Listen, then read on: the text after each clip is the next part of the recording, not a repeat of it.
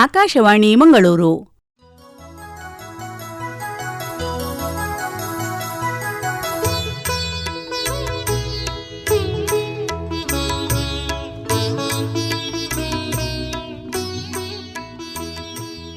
ಕಾವ್ಯಯಾನ ಬತ್ತಲೇಶ್ವರ ಕವಿ ವಿರಚಿತ ಕೌಶಿಕ ರಾಮಾಯಣ ಕಾವ್ಯದ ವಾಚನ ವ್ಯಾಖ್ಯಾನ.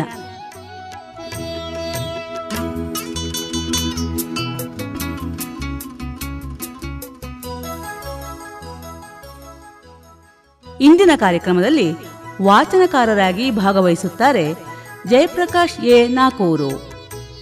ವ್ಯಾಖ್ಯಾನಕಾರರು ಈಶ್ವರ ಭಟ್ ಗುಂಡ್ಯಡ್ಕ.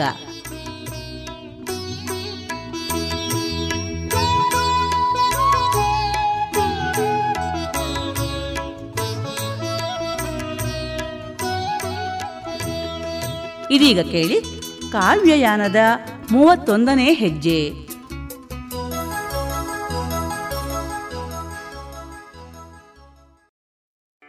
ದಶರಥ ಚಕ್ರವರ್ತಿ ತನ್ನ ಕಿರಿಯ ಮಡದಿಯಾದಂತಹ ಕೈಕೆಗೆ ಕೊಟ್ಟಂತಹ 2 ವರಗಳು,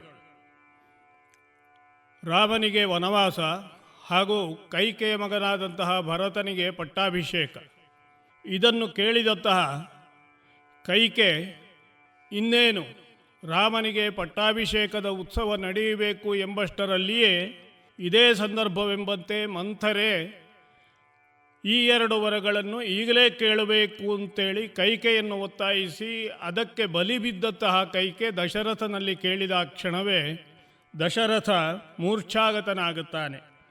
ಎಷ್ಟು ಹೇಳಿದರೂ ಕೂಡ ರಾಮ ಬೇರೆಯಲ್ಲ, ಭರತ ಬೇರೆಯಲ್ಲ ಎಂಬ ವಿಚಾರವನ್ನು ದಶರಥ ಪರಿಪರಿಯಾಗಿ ಕೈಕೆಯಲ್ಲಿ ಬೇಡಿಕೊಂಡರೂ ಕೂಡ ಕೈಕೆ ಒಪ್ಪಲಿಲ್ಲ. ಆವಾಗ ರಾಮಚಂದ್ರ ದಶರಥನಲ್ಲಿಗೆ ಬರುತ್ತಾನೆ. ತಂದೆಯವರೇನು ಕಾಣುವುದಿಲ್ಲ. ಬಂದಾಗ ದಶರಥ ಧರೆಯಲ್ಲಿ ಹೊರಗಿದ್ದಾನೆ, ಮಾತಾಡುವುದಕ್ಕಾಗುವುದಿಲ್ಲ. ಆವಾಗ ಕೈಕೆ, ನಾನು ಹೇಳ್ತೇನೆ, ನನಗೆ ಕೊಟ್ಟಂತಹ 2 ವರಗಳು, ರಾಮ ನಿನಗೆ ವನವಾಸ, ನನ್ನ ಮಗಲಾದಂತಹ ಭರತನಿಗೆ ಪಟ್ಟಾಭಿಷೇಕ, ಇದನ್ನು ಕೊಡಲು ಚಕ್ರವರ್ತಿಗಳು ಹಿಂಜರಿಯುತ್ತಾ ಇದ್ದಾರೆ. ಹಾಗಾದರೆ ಆ ದುಃಖದಲ್ಲಿಯೇ ಅವರು ಮಾತಾಡುವುದಕ್ಕೂ ಆಗದೆ ನಿಶ್ಚೇಷ್ಟಿತರಾಗಿದ್ದಾರೆ. ಆವಾಗ ರಾಮ ಹೇಳ್ತಾನೆ, ಇಷ್ಟೇ ತಾನೇ, ನನ್ನ ತಂದೆಯವರಾದಂತಹ ದಶರಥ ಮಹಾರಾಜರು ಕೊಟ್ಟಂತಹ ಮಾತನ್ನು ಜನನಿ ಹಸಾದ ಎಂಬಂತೆ ನಾನೇ ನಡೆಸಿಕೊಡ್ತೇನೆ. ಆದ್ದರಿಂದ ಪೂರ್ವದಲ್ಲಿ ನಿನ್ನ ಗಂಡನಾದಂತಹ ದಶರಥ ಚಕ್ರವರ್ತಿ ಕೊಟ್ಟಂತಹ ಮಾತನ್ನು ನಾನು ಪೂರೈಸ್ತೇನೆ. ಆದ್ದರಿಂದ ಭರತ ಪಟ್ಟವನ್ನೇರಲಿ, ನಾನು ವನವಾಸವನ್ನು ಅನುಭವಿಸ್ತೇನೆ, ಇದನ್ನು ನಾನು ಒಪ್ಪುತ್ತೇನೆ. ಆದರೆ ಒಂದು ಮಾತು, ಕೈಕೆಯಲ್ಲಿ ರಾಮ ಹೇಳ್ತಾನೆ, ಮುಪ್ಪಿನ ದಶರಥ ಚಕ್ರವರ್ತಿಗಳನ್ನು ಆರೈಕೆ ಮಾಡಿ ಚೆನ್ನಾಗಿ ನೋಡಿಕೊಳ್ಳಬೇಕು ಅಂತೇಳಿ ಅಲ್ಲಿಂದ ಹೊರಡುತ್ತಾನೆ. ತನ್ನ ತಾಯಿಯಾದಂತಹ ಕೌಸಲ್ಯ ಅರಮನೆಗೆ ರಾಮಚಂದ್ರಮ ಬರುತ್ತಾನೆ. ಎರಗಿ ಕೌಸಲೆಗೆಂದ ಕೈಕೆಗೆ ವರವನಿತ್ತನು ತಂದೆ. ಎರಗಿ ಕೌಸಲೆಗೆಂದ ಕೈಕೆಗೆ ವರವನಿತ್ತನು ತಂದೆ. ನಾನದನು ಇರದೆ ಸಲ್ಲಿಸಿದೆ, ನಾನದನಿರದೆ ಸಲ್ಲಿಸಿದೆ. ಧರೆಯ ಪಟ್ಟವ ತಮ್ಮ ಭರತಂಗೆ, ಧರೆಯ ಪಟ್ಟವ ತಮ್ಮ ಭರತಂಗೆ. ಸರಿವೆನು ಅಡವಿಗೆ ಮರುಗಬೇಡ,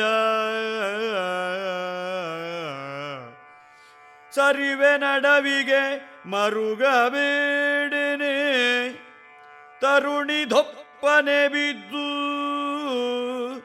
ಬಾಯ್ ಬಿಟ್ಟೊರಲಿ, ತರುಣಿ ದೊಪ್ಪನೆ ಬಿದ್ದು ಬಾಯ್ ಬಿಟ್ಟು ಒರಲಿ. ಗೋಳಿಡಲು ಎತ್ತ ಎತ್ತಿ ಮಾತೆಯ ಸಂತವಿಸುತ್ತಿದ್ದ ಮಾತೆಯ ಸಂತವಿಸುತ್ತಿದ್ದ.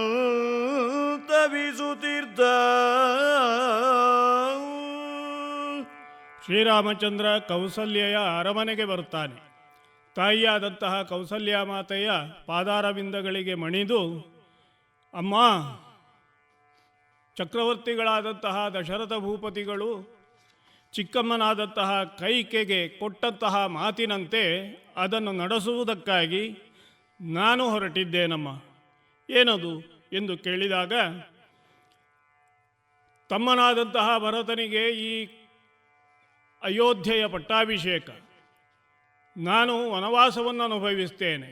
ಈ ಎರಡೂ ವರಗಳನ್ನು ಚಿಕ್ಕಮ್ಮನಾದಂತಹ ಕೈಕಾ ಮಾತೆ ದಶರಥ ಚಕ್ರವರ್ತಿಗಳಲ್ಲಿ ಬೇಡಿದ್ದಾರೆ.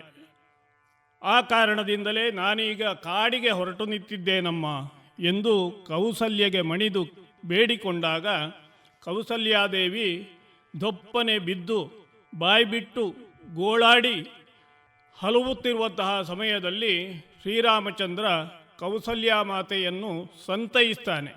ಹೇಗೆ? ಅಳಲಬೇಡ ಎಲೆ ತಾಯೇ, ಅಳಲಬೇಡ ಎಲೆ ತಾಯೇ, ವನದಲ್ಲಿ ಹಲವು ದಿನವಿರೆ, ಬೊಪ್ಪನೆಲ್ದುದ ಸಲಿಸಬೇಗುವುದು, ವನದಲ್ಲಿ ಹಲವು ದಿನವಿರೆ, ಬೊಪ್ಪನೆಂದುದ ಸಲಿಸಬೇಗುವುದು. ಲೋಕ ನಗುವುದು, ಲೋಕ ನಗುವುದು, ಸತ್ಯ ಕೆಡಲಿಗುವುದು, ಸತ್ಯ ಕೆಡಲಿಗುವುದು. ಬಳಲಲಾಗದು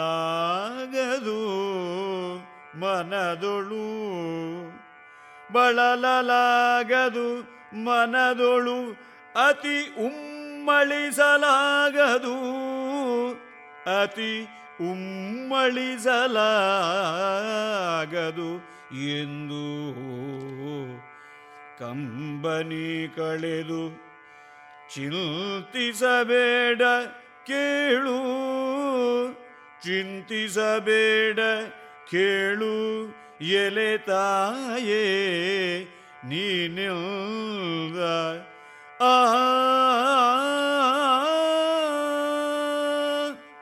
ರಾಮ ತಾಯಿಯೊಡನೆ ಹೇಳ್ತಾನೆ, ನೀನು ದುಃಖಿಸಬೇಡ ತಾಯಿ, ನಾನು ಹಲವು ದಿನ ವನದಲ್ಲಿ ಇದ್ದರೆ ಏನಾಗುತ್ತದೆ?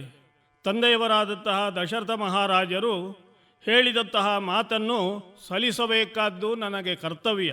ಇಲ್ಲದೇ ಇದ್ದರೆ ತಂದೆಯ ಮಾತನ್ನು ಪೂರೈಸದ ಮಗ ಎಂಬ ಹಾಗೆ ಲೋಕ ನಗುತ್ತಾ ಅಂತಹ ಸಂದರ್ಭವನ್ನು ಸೃಷ್ಟಿ ಮಾಡುವುದು ಬೇಡ, ಸತ್ಯ ಕೆಡುವುದು ಬೇಡ. ನಮ್ಮ ಹಿರಿಯರೆಲ್ಲ ಸತ್ಯವಾದಿಗರು.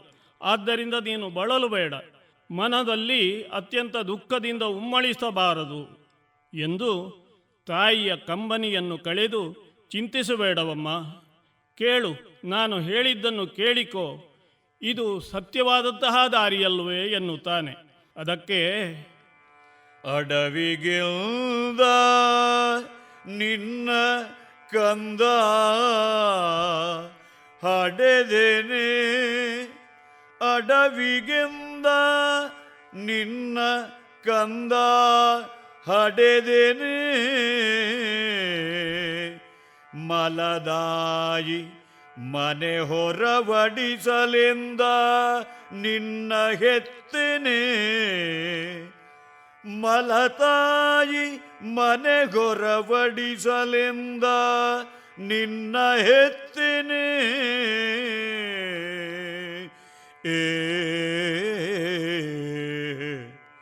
ಚಿತ್ತವಲ್ಲಭನು ಚಿತ್ತವಲ್ಲಭನು ಬಿಡುಬಡೆ, ಆನುರೆ ಪಾಪಿಯಾದೆನು, ಆನುರೆ ಪಾಪಿಯಾದೆನು, ಸುಡಲಿ ನಿನ್ನನ್ನಗಲಿ ಜೀವಿಸಿದೊಡಲು, ಸುಡಲಿ ನಿನ್ನನ್ನು ಅಗಲಿ ಜೀವಿಸಿದ ಒಡಲು ಹಾಯೆನುತ ಅಳಲಿ ಬೈದಳು ವಿಧಿಯ ನಿಲ್ದಿಸುತ್ತ ಅಳಲಿ ಬೈದಳು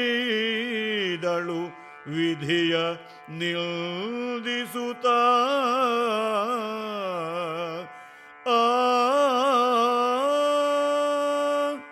ಕಂದ ರಾಮಚಂದ್ರ, ಅಡವಿಗೆ ಕಳುಹುವುದಕ್ಕೆ ಬೇಕಾಗಿ ನಾನು ನಿನ್ನನ್ನು ಹೆತ್ತೇನೆ.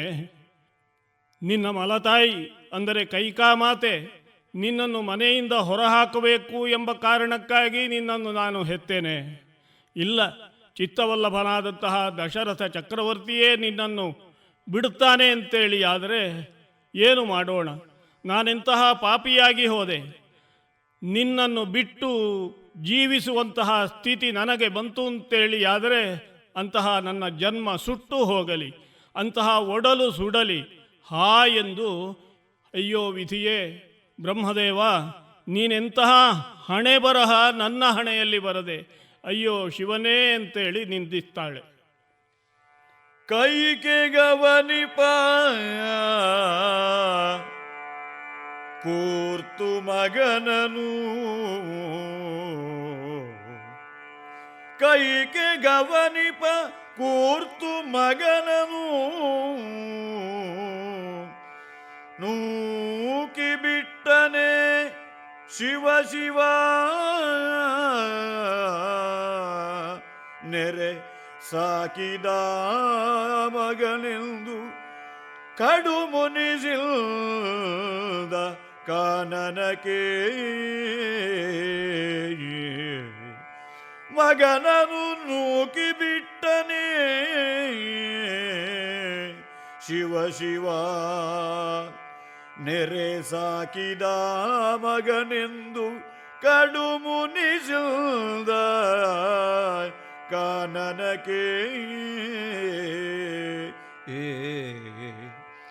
ಲೋಕವರಿಯಲು ಹೊರಬಡಿಸಿದಳೆ ಹಾ ಕುಮಾರಕ, ಲೋಕವರಿಯಲು ಹೊರಬಡಿಸಿದಳೆ ಹಾ ಕುಮಾರಕ. ನಿನ್ನ ನಗಲಿ ನಿನ್ನ ನಗಲಿ ಇನ್ನೇಕೆ ಜೀವನದಾಸೆ ಎನ್ನುತ್ತವೆ, ನಿನ್ನ ನಗಲಿ ಇನ್ನೇಕೆ ಜೀವನದಾಸೆ ಎನ್ನುತ್ತವೆ. ಹಲು ಬಿದಳು ರಾಣಿ, ಹಲು ಬಿದಳು ರಾಣಿ.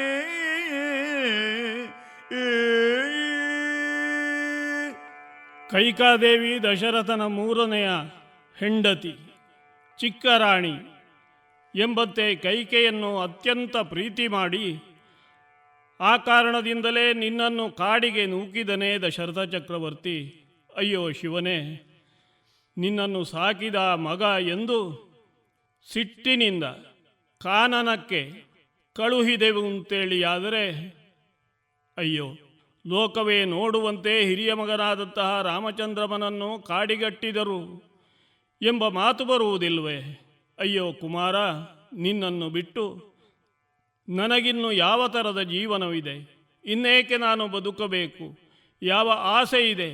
ನನ್ನ ಮಗನೇ ಇಲ್ಲದ ಮೇಲೆ ನಾನು ಯಾಕೆ ಬದುಕಬೇಕು? ನನ್ನ ಜೀವನವೇ ಸುಡಲಿ ಅಂತೇಳಿ ದುಃಖಿತಳಾಗಿ ಕೌಸಲ್ಯೆ ಹಮ್ಮೈಸುತ್ತಾಳೆ.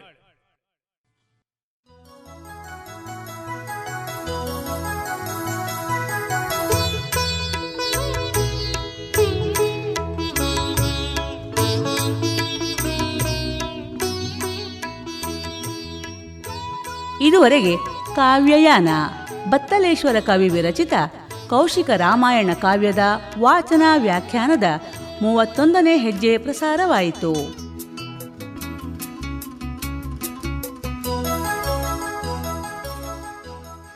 ಇಂದಿನ ಕಾವ್ಯಯಾನದಲ್ಲಿ ವಾಚನಕಾರರಾಗಿ ಭಾಗವಹಿಸಿದ್ದವರು ಜಯಪ್ರಕಾಶ್ ಎ ನಾಕೂರು, ವ್ಯಾಖ್ಯಾನಕಾರರು ಈಶ್ವರ ಭಟ್ ಗುಂಡ್ಯಡ್ಕ.